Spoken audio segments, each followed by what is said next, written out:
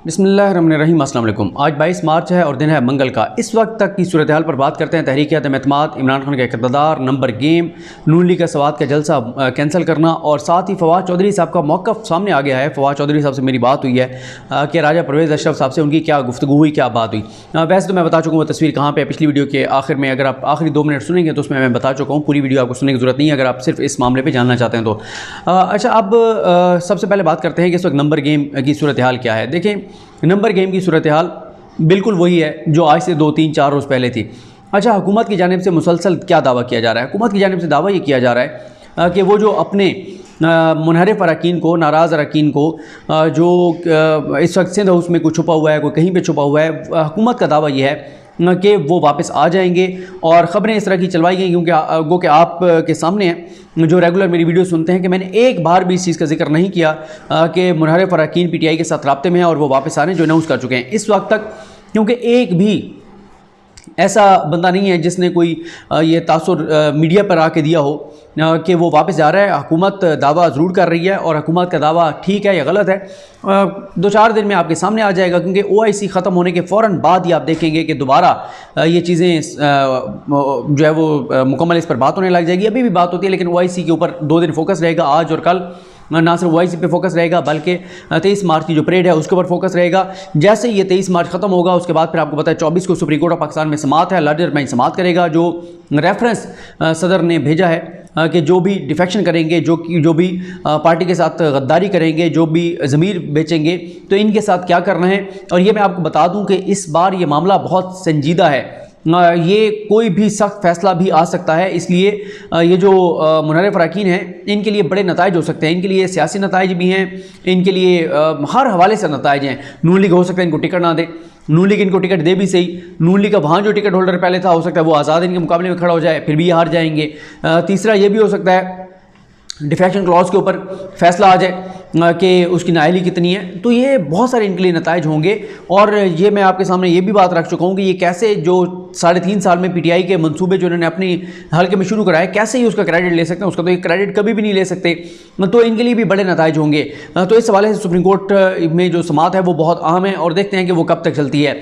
अच्छा, इसके अलावा इस वक्त तक सूरत हाल यह है कि कोई बंदा उसने अनाउंस नहीं किया कि वो वापस आ रहा है पार्टी में, बल्कि 8 से 10 नाम वाकई वो इस वक्त पर तोल रहे हैं। वाकई वो लगता है कि वो किसी भी वक्त अनाउंस कर देंगे तहरीक इंसाफ को छोड़ने का।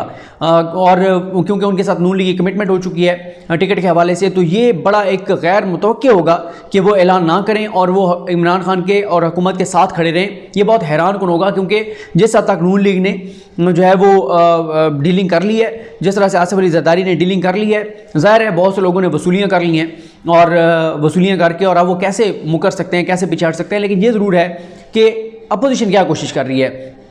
अपोजिशन कोशिश ये कर रही है किसी तरह से वो इत्तेहादियों को मना ले, क्योंकि इत्तेहादियों ने अभी तक एक भी इत्तेहादी ने हुकूमत के साथ आने का ऐलान नहीं किया। और पिछले 48 से 72 घंटों में किसी इत्तेहादी के साथ हमें कोई खबर नहीं आई कि हुकूमत ने इंगेज किया हो, मुलाकात की हो, बात की हो, हमें नज़र नहीं आया। तो इसलिए जो इत्तेहादी हैं वो कैसे, क्योंकि चौधरी परवेज़ इलाही गायब हैं, खामोश हैं और कोई उनकी जानिब से कोई बयान नहीं आ रहा, कोई मुलाकातें नहीं हो रही।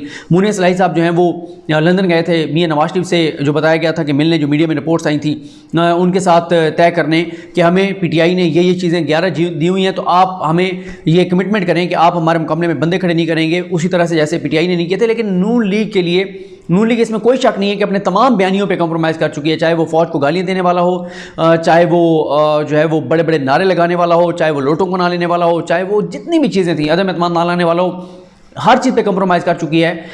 तो इस वक्त क्योंकि वो कहते हैं कि जो मर्जी हो जाए, जहाँ से भी उनको कहा गया, उनको यही कहा गया कि इमरान खान को हर सूरत में गिराना है वरना आपके लिए तबाही और बर्बादी है। और इमरान खान ने कुछ आगे फैसले करने हैं और वो फैसले अगर इमरान खान ने अपनी मर्ज़ी से कर लिए तो फिर आपके लिए 2023 भी चला जाएगा। अब तो फिर भी शायद चांसेस हैं कि इमरान खान को गिरा देते हैं और इमरान खान जो बड़े फैसले इमरान खान ने करने हैं वो नहीं कर पाता, तो शायद आपकी कोई बचत हो जाए। लेकिन अगर इमरान खान रह गया और इसने बड़े फैसले कर लिए तो फिर आपकी बचत जो है वो बड़ी मुश्किल हो जाएगी। लेकिन हुकूमत पिछले 2 दिन से दोबारा कॉन्फिडेंट है। हुकूमती वज़रा ये कहते हैं कि उनकी बात हो रही है, मुलाकात हो रही है, जहांगीर ग्रुप से उनकी बात हो रही है, अपने नाराज़ लोगों से बातचीत हो रही है।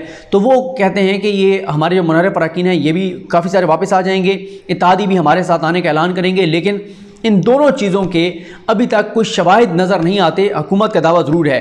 अपोजिशन जो कहती है उनके इत्तेहादी हमारे साथ आने का ऐलान कर देंगे, वो भी बहुत कॉन्फिडेंट हैं और उनके कॉन्फिडेंस की ये बात समझ आती है अपोजिशन के, क्योंकि इत्तेहादियों ने जिस हद तक बयानात दे दिए हैं तो कैसे वो थूका हुआ चाटेंगे। गो कि इनकी कोई इज्जत शिज़्ज़त कोई नहीं है, मफाद के लिए ये सारा कुछ कर रहे हैं और ना सिर्फ एक तो ये मफाद के लिए कर रहे हैं, दूसरा ये वो शेख रशीद साहब कहते हैं ना कि उन्होंने वैसे अपोजिशन के लिए कहा था कि मुनव्वर ज़रीफ़ की फ़िल्म थी, उसका एक डायलॉग था कि मिनू आंखें लगने का शौक़ है।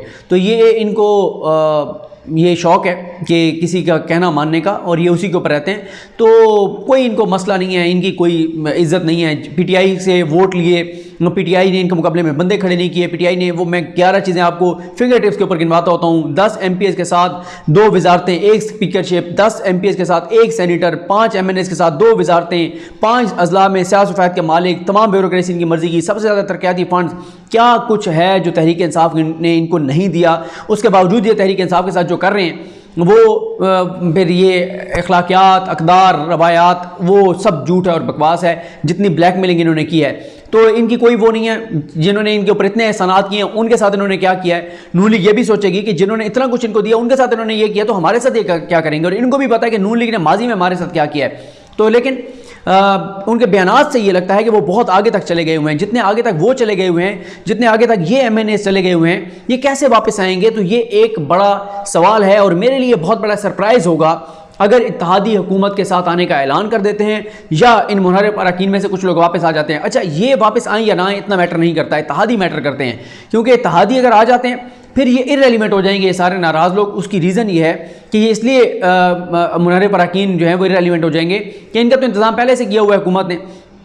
जो अटॉर्नी जनरल पाकिस्तान ने सुप्रीम कोर्ट में कहा कि हम जो है इनको ये वोट डालने देंगे, काउंट करना है नहीं करना ये फैसला जो है वो करना है स्पीकर असद कैसर साहब ने। तो ये एक मामला है। इस वक्त तक मैं वही तसलसल के साथ कहूँगा, नंबर गेम इमरान खान के हाथ में नज़र नहीं आती, पार्लियामेंट के अंदर नंबर गेम उनके हाथ में नज़र नहीं आती जब तक इत्तेहादी उनके साथ आने का ऐलान नहीं करते। इत्तेहादी अनाउंस कर देंगे फिर इमरान खान के पास बिल्कुल नंबर गेम पूरी होगी, इनके वोट वो मानेंगे ही नहीं और फिर वो मामला सुप्रीम कोर्ट में ऑलरेडी चल रहा है। लेकिन दूसरी तरफ सियासी मैदान में तो इमरान खान जो छक्के चौके मार रहे हैं, जो उनका बयानिया बन रहा है, जो चल रहा है, अवाम के अंदर से जो उनको पजीराई मिल रही है, उसी की वजह से मैंने जो वीडियो की थी जिसमें मैंने कहा था कि मामलात अब तहरीक एतमाद से बहुत आगे जा चुके हैं। अब इमरान खान ज़हनी तौर पर तैयार हैं। इमरान खान को यह है कि अगर अभी फौरी इलेक्शन होते हैं तो मुझे फ़ायदा होगा, और अगर इलेक्शन 3-6 माह बाद होते हैं और ये हुकूमत बनाते हैं 9, 10, 11 जमातें मिलके, इन्होंने डिलीवर नहीं करना, इनका एजेंडा नहीं है, इनके पास कोई प्रोग्राम नहीं है।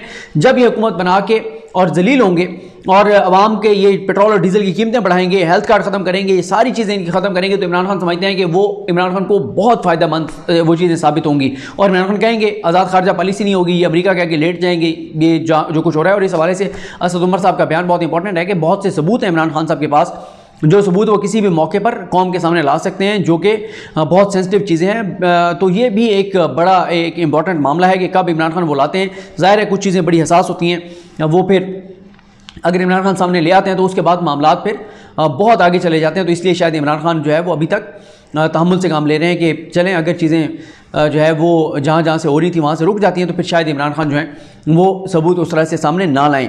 अच्छा, उसके बाद ये है कि ये जो मुनहरिफ अरकान हैं, ये जो ज़मीर फरोश हैं, ये TV चैनल्स पर आके एक भी नहीं कह रहा कि हम इमरान खान के ख़िलाफ़ वोट डालेंगे। क्यों? अगर आप इतने बहादुर हैं, आप इतने गैरतमंद हैं, आप इतने जुर्रत वाले हैं, आके कहें कि हम इमरान खान के ख़िलाफ़ वोट डालेंगे, क्योंकि इन्हें पता है इनकी जुर्रत, गैरत, हिम्मत ये सारा सिर्फ दिखावे की हद तक है। ये इसलिए नहीं कह रहे कि इन्हें पता है कि ये हम पहले डिफेक्शन क्लॉज हम पे लग सकती है। तो आप करें जुर्रत, आप कहें कि हम इमरान खान के खिलाफ डंके की चोट पे वोट डालेंगे, ये बात ये नहीं कह रहे। तो ये इनकी जो है वो सूरत हाल है। अच्छा, फिर कुछ चीज़ें बहुत हैरान कुन हैं कि मीडिया नहीं पूछ रहा अपोजिशन से कि आपका एजेंडा क्या है, आपका प्लान क्या है, आपने 3-3 बारियाँ ली, आपने क्या ऐसा नहीं किया था जो आप इस बार करेंगे, आपके पास महंगाई कम करने का क्या तरीका है, आप कैसे डिलीवर करेंगे। आपका तो अभी तक ये नहीं तय हो रहा कि असम्बली 1.5 साल चलानी है या फ़ौरन इलेक्शन में जाना है, कौन वज़ीर आज़म होगा, कौन, ये सारी चीज़ें आप अभी तक आपके खिलाफात हैं और आप चले हैं हुकूमत गिराने के लिए, कोई आपकी तैयारी नहीं है। और दूसरा ये है कि चलें उसके ऊपर आ जाते हैं। मरीम नवाज साहिबा का जो जलसा है वो जो कैंसिल हुआ है, वो जलसा इसलिए कैंसिल किया गया है कि बताया गया कि मरीम नवाज साहिबा को बुखार है, बहुत शदीद उनकी तबीयत ख़राब है, अल्लाह ताला उन्हें सेहत दे। लेकिन मसला ये है कि शरीफ ख़ानदान जब भी बीमारी की बात करता है तो पहले तो बंदे को ज़ाहिर है कंट्रोवर्शियल नहीं बनाना चाहिए, सेहतयाबी के लिए दुआ करनी चाहिए, अल्लाह ताला सबको अपने ज़ुबान में रखे। जब कोई इंसान बीमार होता है तो उसे कदर होती है सेहत की, कि अल्लाह ताला की कितनी बड़ी नेमत है। जब इंसान बीमार होता है तो कदर पड़ती है और फिर बंदा अल्लाह का शुक्र अदा करता है कि जब बंदा सेहतमंद होता है। लेकिन शरीफ ख़ानदान ने हमेशा बीमारी के नाम पर जो खिलवाड़ किए हैं, मियाँ नवाज शरीफ जिस तरह से बैरून मुल्क फ़रार हुए, वहाँ पर बैठे हुए, इलाज नहीं करवा रहे, साख डर फ़रार हुए, ये सारी चीज़ें आपके सामने, इसलिए जो है वो शकूक व शुबहात जन्म लेते हैं। दूसरा फिर ये भी है कि इसको जोड़ा जा रहा है कि शहर इक़्तिदार में कुछ ऐसी डेवलपमेंट्स हो रही हैं हुकूमत के सर्वाइवल के हवाले से, हुकूमत के जो है वो बरकरार रहने के हवाले से, वो भी एक मामला उसकी तरफ भी जोड़ा जा रहा है। क्योंकि मरीम नवाज साहबा ने प्रेस टॉक जो कि इस्लामाबाद हाई कोर्ट के बाद, उसमें माशाल्लाह बिल्कुल फिट थी, हशाश बशाश थी, गरज बरस थी। तो अचानक बुखार की ख़बर आ गई, तो हो भी सकता है अचानक बुखार हो सकता है, अल्लाह ताला उन्हें सेहत दे। लेकिन सवात के जलसा बहरहाल जो है वो कैंसिल कर दिया गया, बहुत इंपॉर्टेंट है। फवाद चौधरी साहब पे आते हैं। फवाद चौधरी साहब जो हैं उनका मैंने आपको पिछली वीडियो में बताया था कि वो सुप्रीम कोर्ट में उनकी तस्वीर बनी, वहाँ पे 100 लोग मौजूद थे, कोई ढके छुपे मुलाकात नहीं थी। तो उनसे मेरी बात हुई है, मैंने कहा क्या बात आप कर रहे थे राजा परवेज़ अशरफ साहब के कान में?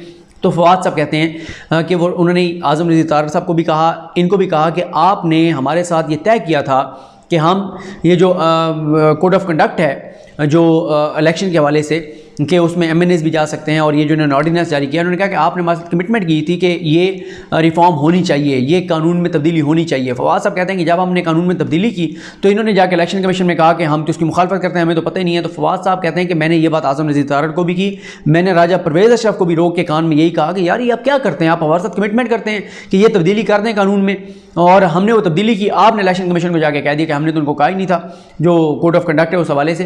तो ये फवाद साहब कहते हैं उनकी बात हो रही थी। बाकी मैं आपको तफसील से बता चुका हूँ कि अगर फवाद साहब ने कोई बात करनी थी इतनी कोई सेंसिटिव या कोई मामलात, तो वो यहाँ पे जो है वो थोड़े करते। एक पॉइंट और मुझे याद आ गया, वो ये है, नून लीग कहती है कि हमें असम्बलियाँ नहीं चलानी चाहिए, पीपल्स पार्टी, चौधरी बिरादरान, MQM, ये सारे कहते हैं कि नहीं असम्बलियों को 1.5 साल पूरे करने चाहिए। अब उस नून लीग को ड्राइविंग सीट पर बिठाया जा रहा है जो कि ड्राइविंग करने ही नहीं चाहती। ये ऐसे ही है कि आप किसी दुश्वार गुजार रास्तों पर पहाड़ी इलाके में गाड़ी पे जा रहे हो और एक आप ऐसे शख्स को बिठा दें जो खुद कह रहा हो कि मुझसे गाड़ी नहीं चलती, मुझसे ना चलवाएं गाड़ी, तो उस बंदे से जब आप गाड़ी चलवाएंगे तो वो खुदा न खास्ता किसी खाई में ही गिराएगा गाड़ी, जो बिल्कुल तैयार नहीं है। वो कहता है मैं बिल्कुल नहीं चला सकता गाड़ी, मेरे अंदर हिम्मत ही नहीं है, मेरी तैयारी नहीं है, मेरा नींद से बुरा हाल है, मैं बहुत शदीद थका हुआ हूँ, ना करें मुझसे ये काम, ना करवाएं।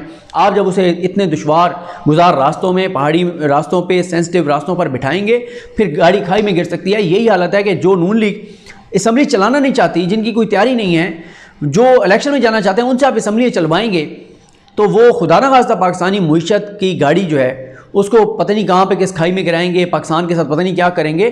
तो ये एक बड़ी एक अजीबोगरीब तरह की चीज़ें पाकिस्तान में हो रही हैं। बाकी जो है वो जो इस वक्त ज़मीर फ़रोश हैं जिन्होंने अपने आप को बेचा है और जिन्होंने गद्दारी की है, उनके घरों के बाहर मुसलसल अभी तक मुख्तलिफ़ जगहों पर एहतजाज जो हैं वो वक्तन फ़क्तन हो रहे हैं। और अभी तक यही सूरत हाल है कि ना तो वो अवाम में निकल पा रहे हैं, ना उनके बच्चे निकल पा रहे हैं, ना उनकी फैमिली निकल पा रही है। और ये लोग हलकों में तो दूर की बात है, ये तो इस्लामाबाद में नहीं निकल पा रहे, मुँह छुपाते फिर रहे हैं और मास्क लगाते फिर रहे हैं। कुछ दिन बाद आप देखेंगे कि इन्होंने बुरके पहनने यहाँ पर शुरू कर देने हैं। मुझे भी दुआ में याद रखें। अल्लाह करीम हम सब का हामी नासरो। अल्लाह हाफ़िज़।